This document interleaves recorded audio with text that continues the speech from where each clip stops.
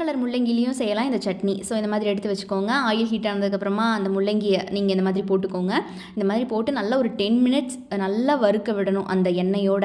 ஏன் அப்படின்னா இந்த முள்ளங்கியில் இருக்கிற டேஸ்ட் எல்லாம் பார்த்தீங்கன்னா இப்போ நம்ம இந்த மாதிரி வதக்குறோம் இல்லையா, இதில் தான் இருக்குது. ஸோ அதனால உங்கள் கையில் தான் இருக்குது முள்ளங்கி சட்னியோட டேஸ்ட்டு.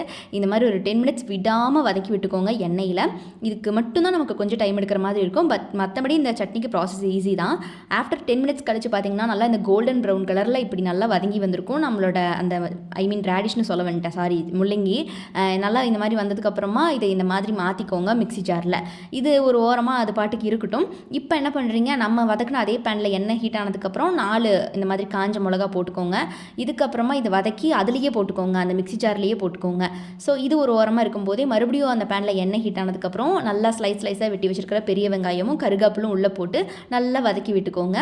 இது வதங்கிட்டு இருக்கும்போதே பார்த்தீங்கன்னா ஒரு பிஞ்ச் அளவுக்கு சீரகம் எடுத்துக்கோங்க, அதையும் வந்து உள்ளே போட்டுக்கோங்க. இந்த அளவுக்கு இருந்தால் போதும்.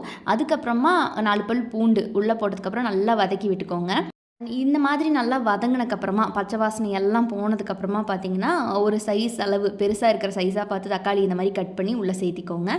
நம்ம நல்லா தான் இது கட் பண்ணணும் ஸ்லைஸாக அப்படிலாம் கிடையாதுங்க, ஏனோ தானோன்னு கூட உள்ளே போட்டுக்கோங்க. ஏன்னா நம்ம கடைசியில் அரைக்க தான் போகிறோம். இங்கே வந்து அம்மா உள்ளே ஏதோ பூச்சி இருக்கா புழு இருக்கா அந்த மாதிரி பார்க்குறக்காக கட் பண்ணி சேர்த்திட்டாங்க. எல்லாத்தையும் நல்லா இந்த மாதிரி வதக்கினதுக்கப்புறமா தேவையான அளவு உப்பு போட்டு அதையும் சேர்த்து நல்லா கிளறி விட்டுக்கோங்க. இதுக்கப்புறமா பார்த்திங்கன்னா நமக்கு தேவையான அளவு நம்ம புளி சேர்த்திக்கலாம்.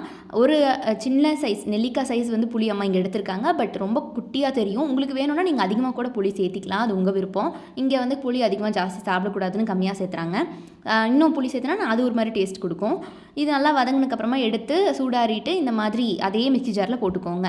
நம்ம ரேடிஷ் அண்டு மிளகாலாம் போட்டலாம் அதே மிக்ஸி ஜாரில் போட்டு இந்த அரைச்சி எடுத்து ஓரத்தில் வச்சுக்கோங்க. அதுக்கப்புறம் பேன் ஹீட் பண்ணிவிட்டு எண்ணெய் ஹீட் ஆனதுக்கப்புறமா கடுகு, கடலைப்பருப்பு, கருவேப்பிலை இதெல்லாம் ஆஸ் யூஷுவல் தாளிப்பு பண்ணி உள்ளே கொட்டிட்டா முடிஞ்சுது. ஸோ இட்ஸ் ஓவர், அவ்வளோதாங்க முடிஞ்சுது. ரேடிஷ் சட்னி வேறு லெவலில் இருக்கும்.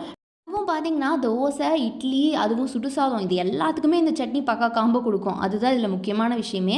நல்லா இந்த மாதிரி தாளித்து கொட்டினதுக்கப்புறம் ஒரு வாசம் வரும் பாருங்கள், தானே பசி எடுத்துரும். எத்தனை இட்லி தோசை போதுனே தெரியாது நமக்குள்ளே, அவ்வளோ போயிட்டே இருக்கும். நான் இந்த மாதிரி ரேடிஷ் செஞ்சாங்கன்னா நான் சாப்பிடாமல் விடவே மாட்டேன். முள்ளங்கியை கண்டிப்பாக இந்த மாதிரி செஞ்சு கொடுத்தா கண்டிப்பாக கிட்ஸ் எல்லாருக்குமே ரொம்ப பிடிக்கும்.